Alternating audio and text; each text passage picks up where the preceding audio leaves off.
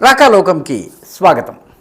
ఈ కంటెంట్ మీకు నచ్చినట్టయితే లైక్ చేయండి, మీ బంధుమిత్రులకు షేర్ చేయండి. ఇప్పటివరకు సబ్స్క్రైబ్ చేసుకోకపోతే సబ్స్క్రైబ్ బటన్ని నొక్కండి. అదేవిధంగా పక్కనే ఉండే బెల్ ఐకాన్ని కూడా తప్పనిసరిగా నొక్కండి. మిత్రులారా, ఆదివారం నాడు నరేంద్ర మోదీ మూడవసారి ప్రధానమంత్రిగా పదవీ ప్రమాణ స్వీకారం చేయబోతున్నారు.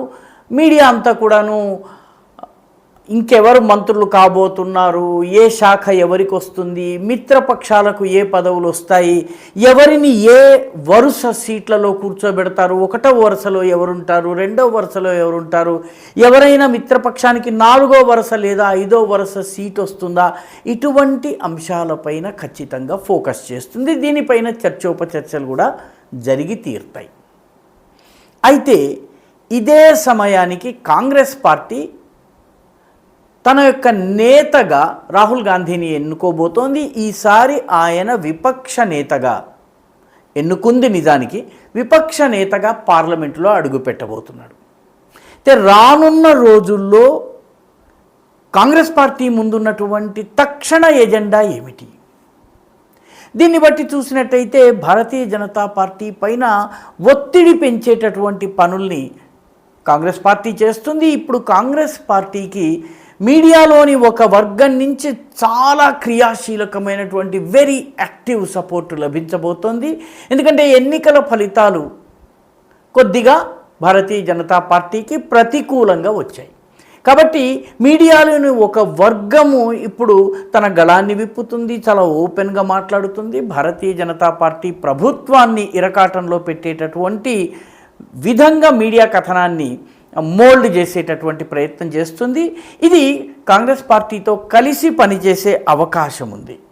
కొన్ని ఇష్యూస్ తక్షణం రాబోతున్నాయి. ఉదాహరణకి హిమాచల్ నుంచి ఎంపీగా ఎన్నికైనటువంటి సినీ నటి కంగనా రనౌత్ పైన దాడి జరిగింది. ఒక సిఆర్పిఎఫ్ జవాన్, మహిళా జవాన్ దాడి చేసింది.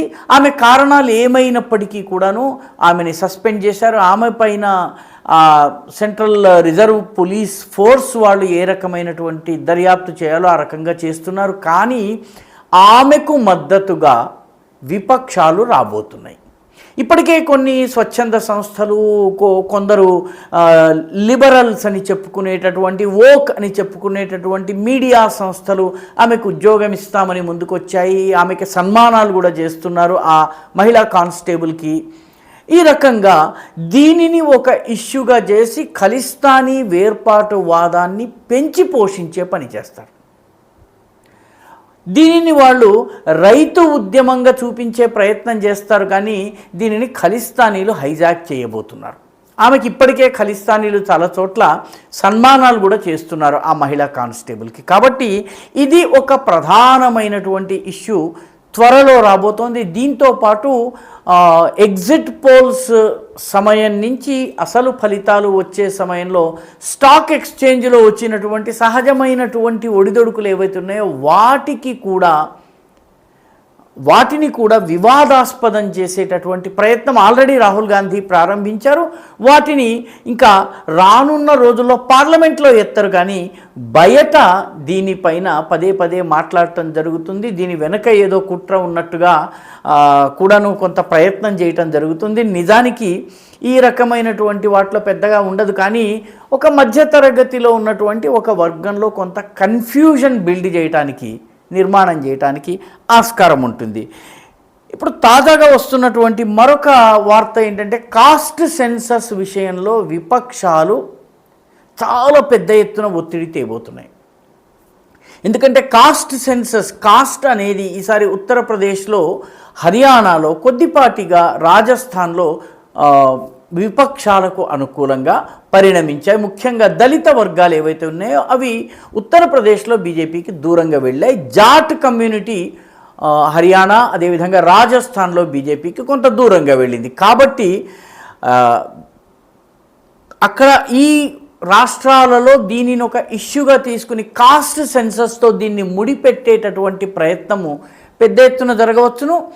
బీహార్లో దీని ప్రభావం తక్కువగా ఉండవచ్చును, కానీ ఉత్తరప్రదేశ్లో ఇప్పటికి వారికి వచ్చినటువంటి లాభం ఏదైతుందో 2027లో జరగబోయేటటువంటి అసెంబ్లీ ఎన్నికలకు దీన్ని ఉపయోగించుకునేటటువంటి ప్రయత్నము ముమ్మరం కాబోతోంది. అదేవిధంగా సోషల్ మీడియాలో ప్రభుత్వం పైన, భారతీయ జనతా పార్టీ పైన, అదేవిధంగా నేషనలిస్ట్ ఫోర్సెస్ ఏవైతున్నాయో వాటిపైన దాడి పెరగబోతోంది.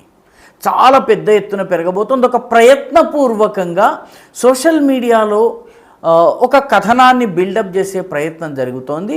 ఉదాహరణకి చాలామంది దృష్టికి రానటువంటి విషయం ఏంటంటే, ప్రధానమంత్రి నరేంద్ర మోదీ కన్యాకుమారిలో ధ్యానం చేయటానికి వెళ్ళినప్పుడు గో బ్యాక్ మోదీ అనేది సోషల్ మీడియాలో ట్రెండ్ అయింది. ప్రయత్నపూర్వకంగా, చాలా ఉద్దేశపూర్వకంగా దీన్ని చేయటం జరిగింది. గో బ్యాక్ మోదీ అదే సమయంలో ట్రెండ్ అయింది. కాబట్టి ఇటువంటి ఇష్యూలు ఇక రానున్నటువంటి రోజుల్లో పెద్ద ఎత్తున జరగబోతున్నాయి. దీంతోపాటు స్వచ్ఛంద సంస్థలను కూడా రంగంలోకి దింపేటటువంటి అవకాశం కనిపిస్తోంది. దేశవ్యాప్తంగా స్వచ్ఛంద సంస్థలు ఇప్పటికే చాలా క్రియాశీలకంగా రాజకీయాల్లో ఈసారి పాలు పంచుకోవడమే కాకుండా ప్రజాభిప్రాయాన్ని మైక్రో లెవెల్లో మోల్డ్ చేసేటటువంటి ప్రయత్నం చేసినాయి.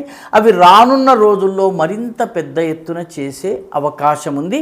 కాబట్టి ఈ రానున్న కొద్ది నెలలు చాలా హడావిడిగా, ఆర్భాటంగా, అలజడితో, ఆందోళనలతో ఉండేటటువంటి అవకాశం ఉంది. ఎందుకంటే ఈ సంవత్సరం చివరి నాటికి 5 రాష్ట్రాల్లో అసెంబ్లీ ఎన్నికలు జరగబోతున్నాయి. అందులో ఒకటి హర్యానాలో ఇప్పటికే భారతీయ జనతా పార్టీ బలము గతంతో పోలిస్తే తగ్గింది. మనోహర్ లాల్ ఖట్టర్ని తొలగించి నాయబ్ సింగ్ని తీసుకొచ్చి ముఖ్యమంత్రిగా చేశారు.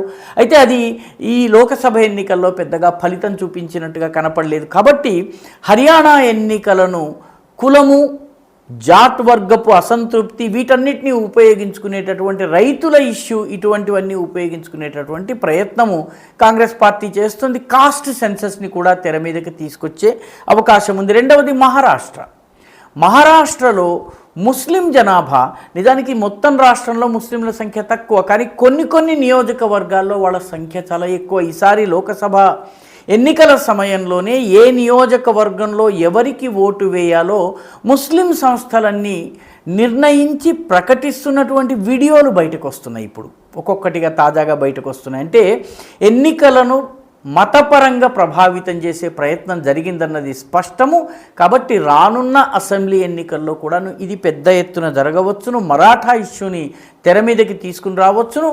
అదేవిధంగా దళిత ఇష్యూస్ని కూడాను తెర మీదకి తీసుకొచ్చేటటువంటి ప్రయత్నం జరగవచ్చును. మూడవ రాష్ట్రము జార్ఖండ్లో కూడాను ఈ పెద్ద ఇష్యూలు తీసుకుని రావచ్చు. ఢిల్లీ ఉండబోతోంది, ఏడాది చివరిలో ఢిల్లీలో జరగబోతోంది.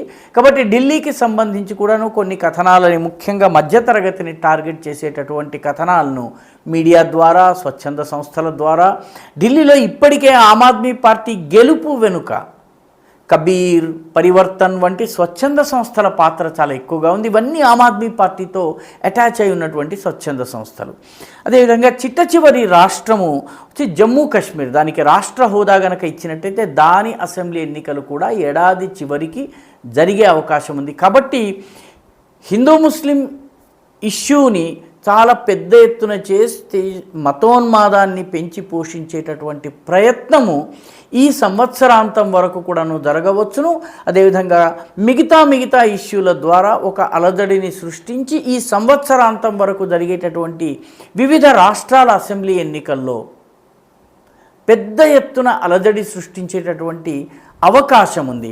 ఇటీవల వచ్చినటువంటి మరొక తమాషా వార్త ఏంటంటే, ఢిల్లీలో కొన్ని స్వచ్ఛంద సంస్థలు, కొందరు యాక్టివిస్టులు, మీకు ఉపయోగం లేనటువంటి ఫోన్స్ మాకు ఇవ్వండి, స్మార్ట్ ఫోన్స్ మాకు ఇవ్వండి అని చెప్పి పెద్ద ఎత్తున సోషల్ మీడియా ద్వారా క్యాంపెయిన్ చేస్తున్నారు. ఇవి మేము పేదలకు ఇస్తామని చెప్తున్నారు, కానీ వాస్తవానికి ఈ ఫోన్లు ఎందుకు సేకరిస్తున్నారు, ఎవరి దగ్గరికి వెళ్తాయి, అవి ఏ పనిని చేస్తాయి, దాన్ని మొత్తం ఎవరు కంట్రోల్ చేస్తారు, ఏ అల్లర్లు చేసేందుకు, ఏ షాహీన్ బాగ్ తరహా అల్లర్ల కోసం దీన్ని ఉపయోగిస్తున్నారు అన్నది ఒక పెద్ద సందేహం. కాబట్టి రానున్న రోజుల్లో ఈ సెల్ ఫోన్ల సేకరింపు ఎందుకు జరుగుతోంది, ఇది కూడా చూడవలసినటువంటి అవసరం ఉంది. ఈ వీడియో మీకు నచ్చినట్టయితే లైక్ చేయండి, షేర్ చేయండి, ఈ ఛానల్కు సబ్స్క్రైబ్ చేయండి. మీ అభిప్రాయాన్ని కమెంట్ల రూపంలో తప్పనిసరిగా పంపించండి.